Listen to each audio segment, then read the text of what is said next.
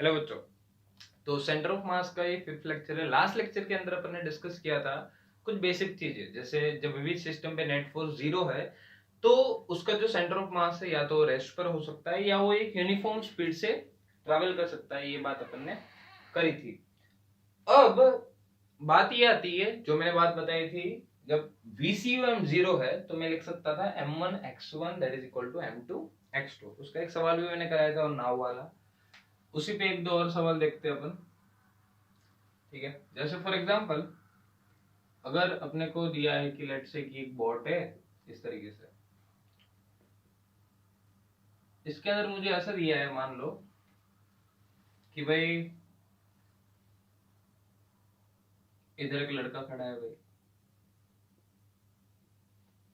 और इधर एक लड़की खड़ी है।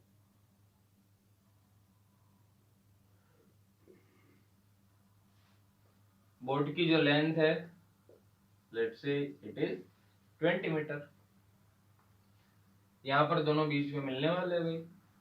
ठीक है, तो ये इधर जाएगा और ये इधर आएगी, तो अपन लेट से बोट है अपनी 30 केजी की, आदमी ले लो अपना 80 केजी का, ज्यादा मोटा हो गया।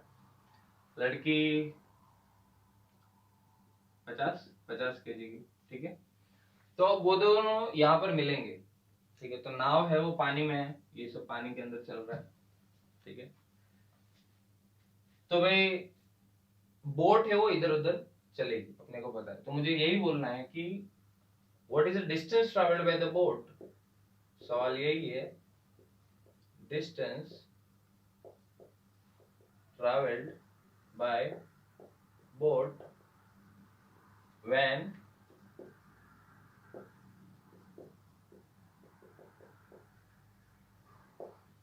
they both will meet। ठीक है, जब भी दोनों बीच में मिलेंगे तब मुझे बोट ने कितना डिस्टेंस ट्रैवल किया वो बताना है। तो भाई सबसे पहले तो इस सवाल को ट्राई करें सब लोग। ठीक है, ट्राई करना है सबको। जो लास्ट वाले लेक्चर के अंदर बताया था उसका ही यूज करेंगे, हम अच्छे से यूज करेंगे उसका। राइट, चलिए तो अपन मिलाते हैं इनको। तो लेट्स से कि जब ये सेंटर पे पहुंचा और ये भी सेंटर पे पहुंची तो बोट पीछे आ गई, क्योंकि ऑब्वियस सी बात है, देखो इसका मास है ज्यादा। ठीक है, अपन ने 50 और 30 लिया है ना, थोड़ा इधर उधर कर देते हैं, काम करते हैं, इसको 20 केजी का ले लेते हैं, या इसको थोड़ी पतली कर देते हैं, इसको 40 केजी कर देते हैं, सुंदर कन्या। और ये अपना हो जाए कितना था, 30 का। ठीक है, इस तरीके से। तो ये इधर जाएगा तो बोट पीछे जाएगी, एक सीधी सी बात है, कॉमन सेंस अपन को बोलती है। तो लेट से कि बोट इतना आगे चली गई। ठीक है, बोट कितना आगे गई बच्चों, x जितना बोट आगे चली गई। बोट का सेंटर यहाँ पे था, बोट का सेंटर भी हो गया यहाँ पर। तो ध्यान से देखो, दोनों पहुंचे सेंटर पे, दोनों तो भी सेंटर पे पहुंचे यहाँ पर जहां पर मिलना था उनको। तो रियलिटी में जो ग्राउंड से दिख रहा है, ग्राउंड फ्रेम के लिए तो ये वाला आदमी तो यहाँ पहुंचा है ना, ये वाला आदमी ने तो ये बस यहीं पहुंचा है ग्राउंड फ्रेम के, भले ही बोट के फ्रेम के अंदर, बोट और लड़के लड़के की फ्रेम में वो बीच में पहुंच गया, बट ग्राउंड फ्रेम में तो वो इतना ही डिस्टेंस ट्रैवल किया है। ठीक है, और ध्यान से देखोगे तो ये पूरी जो डिस्टेंस है वो किसके बराबर है, 5 के बराबर, क्योंकि ये आधा पार्ट है और ये भी है 5। ध्यान से देखना, ये मैं ब्लू वाले बोर्ड की बात कर रहा हूं। अब ये 5 है, ये 5 है, तो देखो आदमी ने कितना डिस्टेंस कवर किया, इतना सा। अपन ऐसे ही मानेंगे भाई बोट यहां से स्टार्ट हो रही है, तो ये कितना हो गया बच्चों, 5 माइनस एक्स। तो आदमी ने बीच में पहुंचने के लिए डिस्टेंस कवर किया that is equal to 5 minus X, और ये जो लड़की है उसने थोड़ा ज्यादा चला। ठीक है, क्या हो जाएगा, तो यहां से यहां, तो ये तो इतना चली है ऑलरेडी, जो 5 के बराबर है, आधा तो चली है, और ऊपर से इतना भी चले, क्योंकि उसको तो यहाँ पे आना है, तो ग्राउंड फ्रेम में उससे ज्यादा डिस्टेंस कवर किया, डिस्प्लेसमेंट किया इस डायरेक्शन में ज्यादा।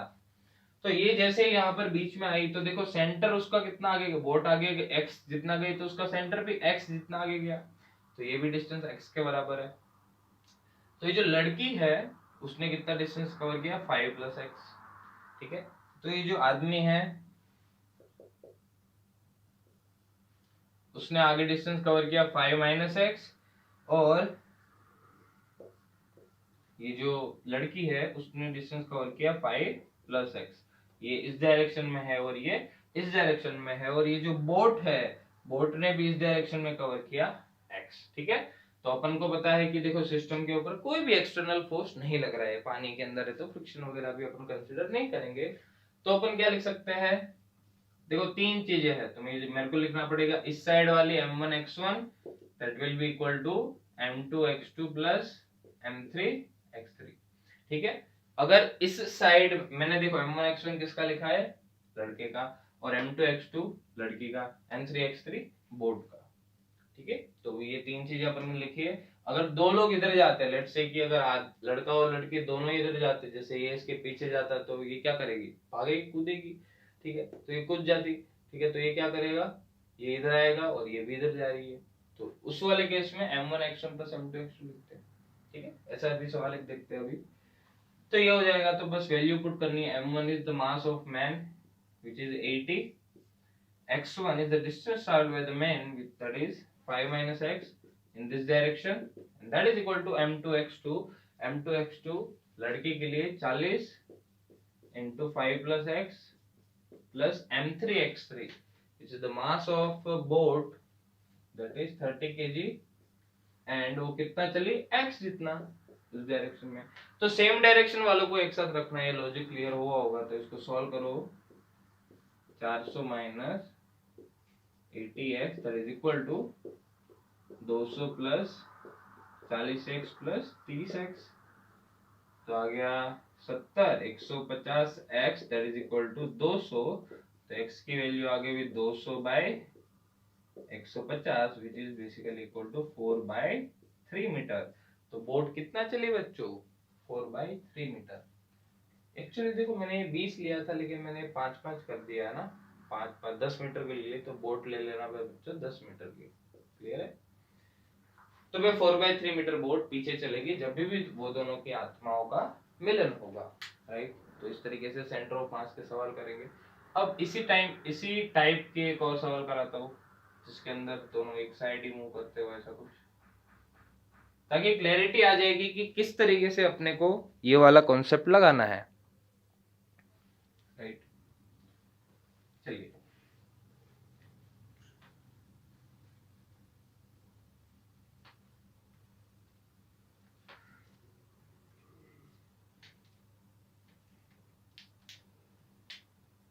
लेट से मुझे ऐसा दिया है, वापस एक बोट है, वापस वही कहानी है, डेट के बाद दोनों झगड़ पड़े, नहीं यहाँ लड़का बना देते हैं। झगड़ने के बाद ये अभी भी यहीं पे है और ये अपना लड़की अभी भी यहीं पे है और खा रही है ना, और ये जो है ये भाई साहब झगड़ा करके भाग गए। अब ये इसको मनाने के लिए आ रहा है इसके पास, वापस डेटा अपन वही लेते हैं। इसका मास 80 था, अपनी ये 50 केजी की थी या 40 की थी, 40 की थी, और ये थी 30 की, और इसकी लेंथ थी 10 मीटर। हाँ, और ये सेंटर पे थी। ठीक है, जहाँ दोनों मिले थे। अब ये इसको मनाने इसके पीछे भागेगा तो ये क्या करेगी, इधर भागेगी, इधर भागेगी। तो ये जब सेंटर पे पहुंचेगा तब ये अपन बोल लेंगे कि ये इधर भागेगी, तो कूद जाएगी, वो अलग बात है। बट अपन यहाँ तक की बात करेंगे कि ये यहाँ पहुंच गई और ये ऊपर पहुंच गई।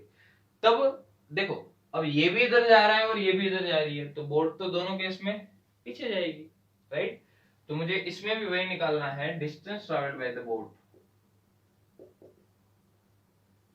traveled by boat when man will reach to center and woman at right corner।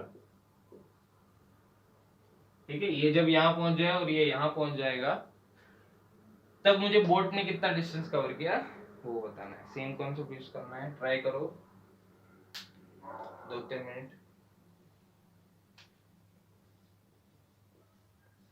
देखो और तो दोनों ही आगे जा रहे हैं, राइट। तो लेट्स से कि बोट ने वापस x जितना डिस्टेंस कवर कर लिया, तो इसका जो सेंटर है वो यहाँ कहीं आ गया होगा, ठीक है। बंदा क्या कर रहा है, बंदा सेंटर पे आ रहा है, तो बंदा तो इतना ही ट्रैवल किया। लेट्स से ये x है, तो ये भाई साहब इधर आ गए, तो ये कितना हो गया 5 माइनस एक्स। ये जो है ये इस कॉर्नर पे गई, ये तो यहाँ गई, ठीक है। तो ध्यान से देखो सेंटर कितना आगे गया, यहाँ से यहाँ x, और ये पूरा है 5, तो ये कितना हो जाएगा 5 माइनस एक्स। तो ध्यान से देखो ये जो अपना लड़का है वो 5 माइनस एक्स गया, और लड़की है वो भी 5 माइनस एक्स आगे गई, और ये जो अपना बोट है वो x जितना पीछे गया। ध्यान से देख लो, ठीक है। आदमी है वो सेंटर पे आया, तो इसका सेंटर x जितना आगे चला गया था। तो ग्राउंड के रिलेटेड में आदमी ने कितना डिस्प्लेस किया इस डायरेक्शन में, 5 माइनस एक्स, क्योंकि ये x है और ये पूरा 5 है, तो इतना हो जाएगा 5 माइनस एक्स। तो ये तो रियलिटी में ये तो अपन ने ऐसे ही बनाया है, राइट। बाकी रियलिटी में तो यहाँ से ही आया है ग्राउंड फ्रॉम में, और लड़की है वो इधर आई क्योंकि वो इस कॉर्नर पे जा रही है। तो अपन लगा सकते हैं सेम डायरेक्शन वाले लड़का लड़की, तो m1 x1 plus m2 x2 that is equal to m3 x3, right। m1 x1, m1 is the mass of the man which is 80, x1 is the distance traveled by the man which is 5 minus x, plus m2 is the mass of lady 40 kg, and distance traveled by it is 5 minus x, and m3 is the mass of boat which is 30, and x is the distance traveled by the boat। तो ये कितना आ जाएगा देखो 120 5 minus x, दोनों add हो जाएंगे, into 30x, इधर से 4 कटेगा तो 20 minus 4x equal to x। तो x की वैल्यू क्या आ गई बच्चों 20/5, विच इज 4 मीटर। बोट कितना देखो 4 मीटर आगे चली जाएगी दोनों की वजह से, राइट। तो इस तरीके से अपन सेंटर ऑफ मास टाइप के सवाल करेंगे कि सेंटर ऑफ मास जब रेस्ट पर है तब अपन लगा सकते हैं m1 x1 plus m2 x2, जो भी है एक डायरेक्शन के एक साइड में रखने हैं, बाकी के दूसरी साइड में रखने हैं। कॉन्सेप्ट यही है कि सेंटर ऑफ मास रेस्ट पर है, तो अपन ये इक्वेशन कैसे आएगी, डायरेक्शन का ख्याल रखना है बस इसके अंदर, राइट। अब अपन ने बोला था कि जब सिस्टम पे नेट फोर्स 0 है तो हमने बोला था कि सेंटर ऑफ मास है वो कांस्टेंट वेलोसिटी से मूव करता है, तो हमने बोला था कि मोमेंटम जो है वो कंजर्व रहता है। तो अपन पढ़ेंगे कंजर्वेशन ऑफ लीनियर मोमेंटम,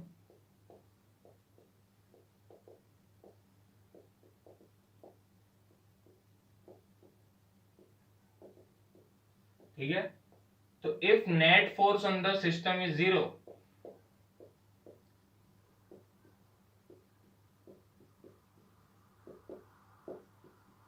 अगर किसी भी सिस्टम पे अपना नेट फोर्स 0 है,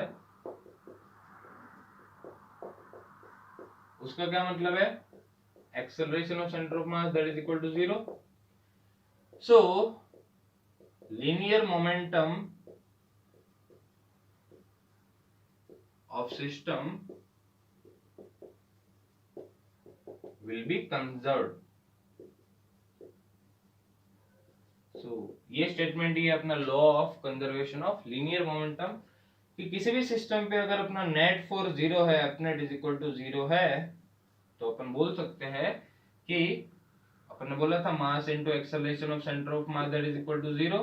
तो यहां से आया था ACOM इज इक्वल टू 0, तो यहां से आया था VCOM is equal to constant, और VCOM कांस्टेंट है तो मैं लिख सकता हूं मास इनटू VCOM कांस्टेंट,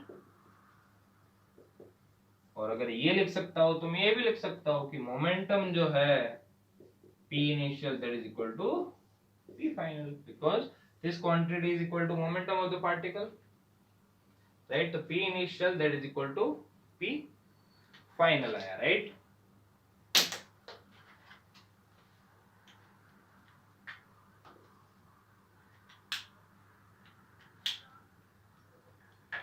ठीक है। तो मोमेंटम यही है अपना कंजर्वेशन ऑफ लीनियर मोमेंटम, की सिस्टम का जो मोमेंटम है वो हमेशा कंजर्व रहेगा।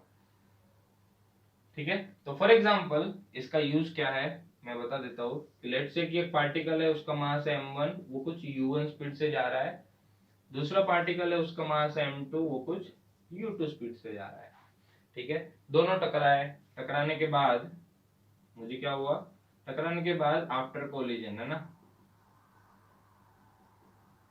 ये केसेस आगे पढ़ेंगे कोलिजन के बाद में, लेकिन अभी मैं समझा रहा हूँ कि किस तरीके से अपन यूज करेंगे। अभी मैं कुछ कॉन्सेप्ट भी बताऊंगा।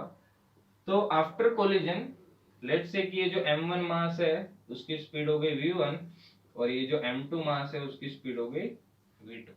ठीक है, तो तुम्हें क्या करना है, यहाँ पर भी देखो सिस्टम पे नेट फोर्स नहीं लग रहा है, आपस में लगेगा कोलिजन होगा तो, बट वो एक दूसरे को कैंसिल कर देंगे।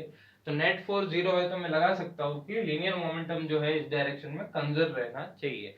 अगर पार्टिकल्स x में भी ट्रैवल कर रहे हैं, y में भी ट्रैवल कर रहे हैं, तो तुम्हें कंजर्वेशन ऑफ मोमेंटम जो है p initial in x, px initial equal to py initial, px final and py initial equal to py final. मतलब तुम्हें x डायरेक्शन में भी मोमेंटम कंजर्व कराना है, y में भी मोमेंटम कंजर्व कराना है। तो यहाँ तो वैसे x डायरेक्शन ही दी है तुम लोगों को। ठीक है, तो क्या लिखूंगा मैं, p initial of the system that is equal to p final of the system. तो what is p initial of the system? It is the initial linear momentum of the system. तो सिस्टम के अंदर दो particle है, m1 u1 और m2 u2। तो इसका momentum है m1 u1, तो ऐड करना है सिंपल, क्या आ जाएगा, m1 u1 plus m2 u2। Direction भी लिख सकते हो, that is equal to p final, final momentum of the system is m1 v1 plus m2 v2। तो यही है भाई अपना law of conservation of linear momentum, कि किसी भी सिस्टम का अगर नेट फोर्स उसके ऊपर 0 है तो मैं बोल सकता हूँ कि उसका जो मोमेंटम है, लीनियर मोमेंटम, वो कंजर्व्ड है। ठीक है, ध्यान से देख लो इसको, राइट। तो ये है अपना law of conservation of linear momentum.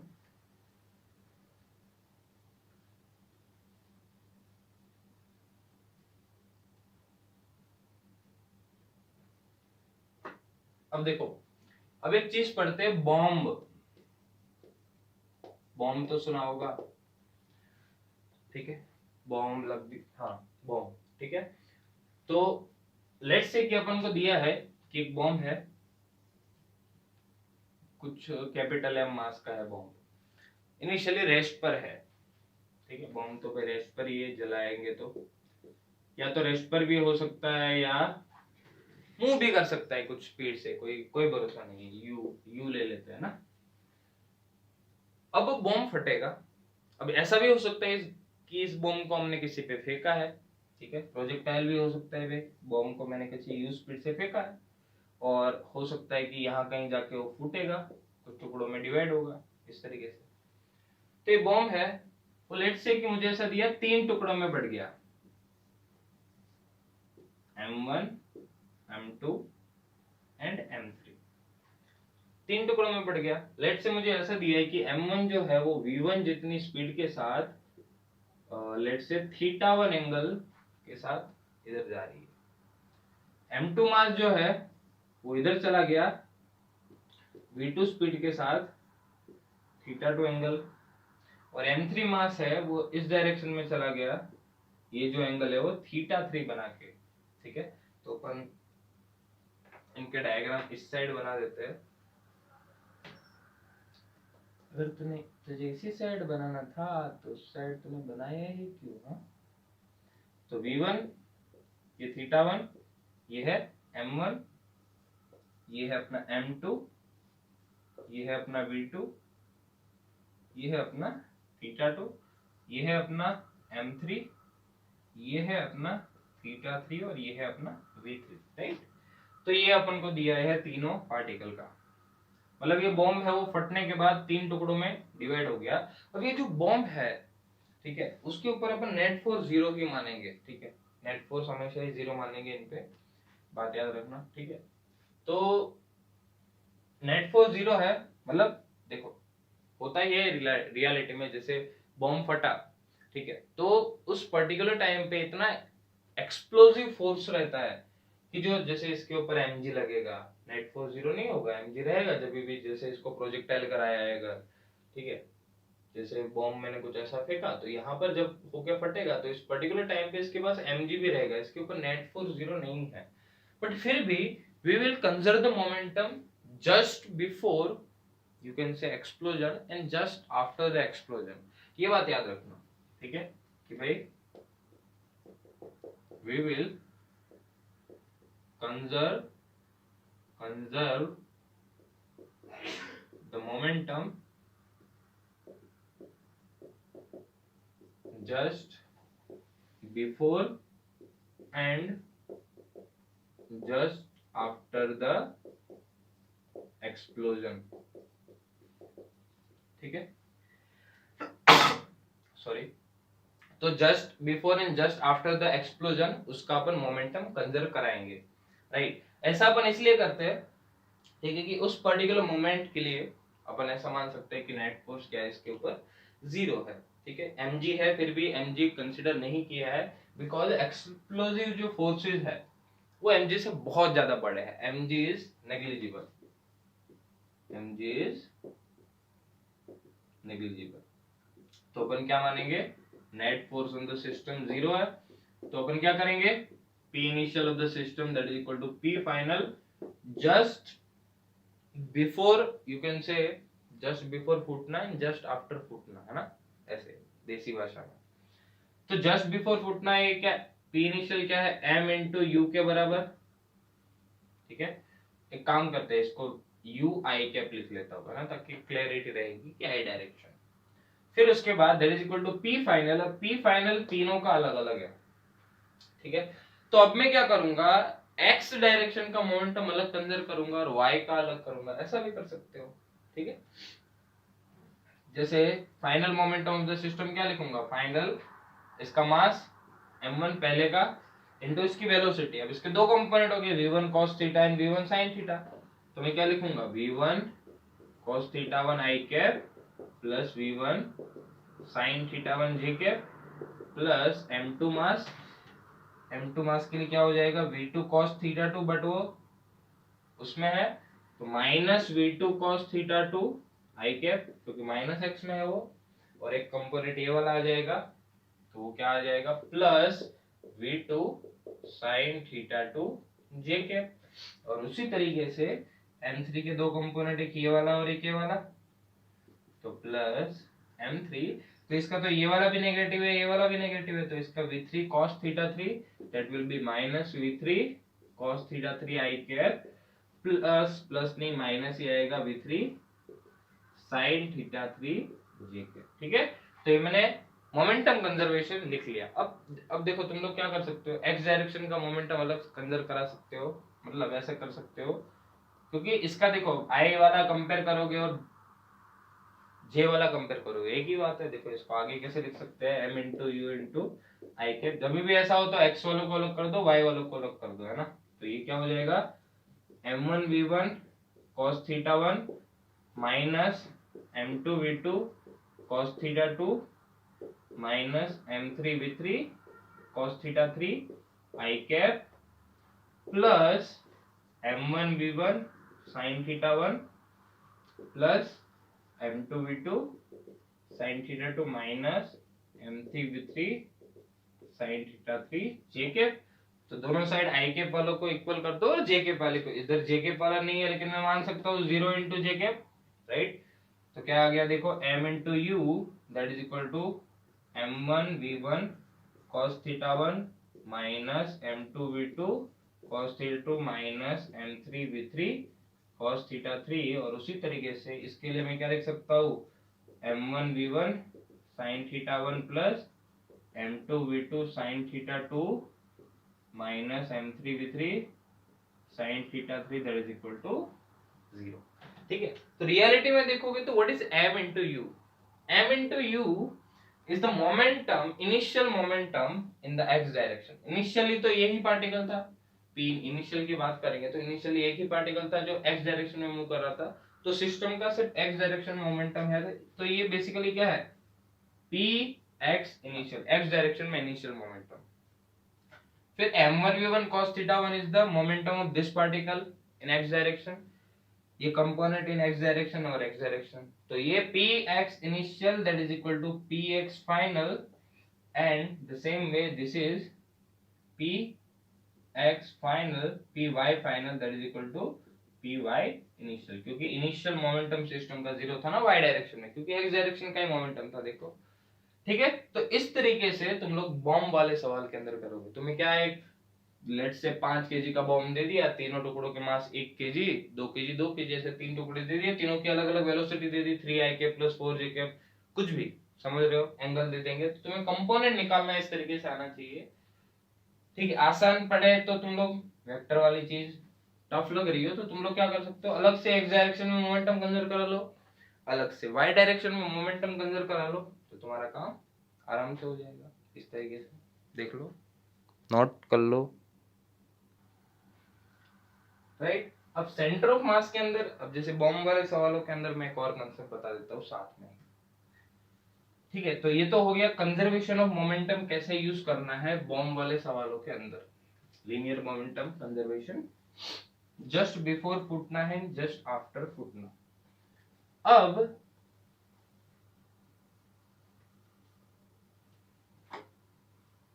जैसे लेट्स से कि ये बॉम्ब है, उसको मैंने कोई प्रोजेक्टाइल कराया, तो उसके 2 टुकड़े हो गए। ठीक है, 2 टुकड़े हो गए,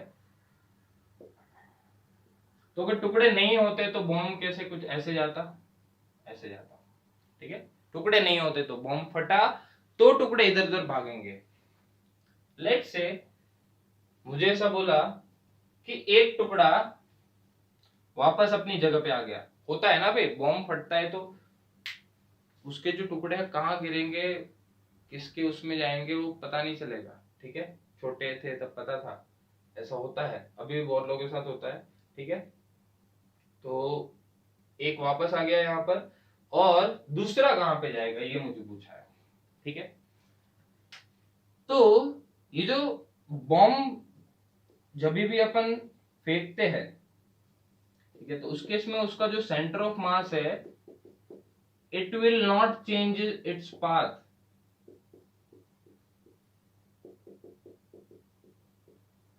उसका मतलब क्या है भाई, उसका मतलब बॉम्ब को मैं ऐसे फेंक रहा हूं, तो इस जो बॉम्ब का जो सेंटर ऑफ मास है, टुकड़े कहीं पे भी गिरे, उन टुकड़ों का सेंटर ऑफ मास यहीं पे गिरेगा।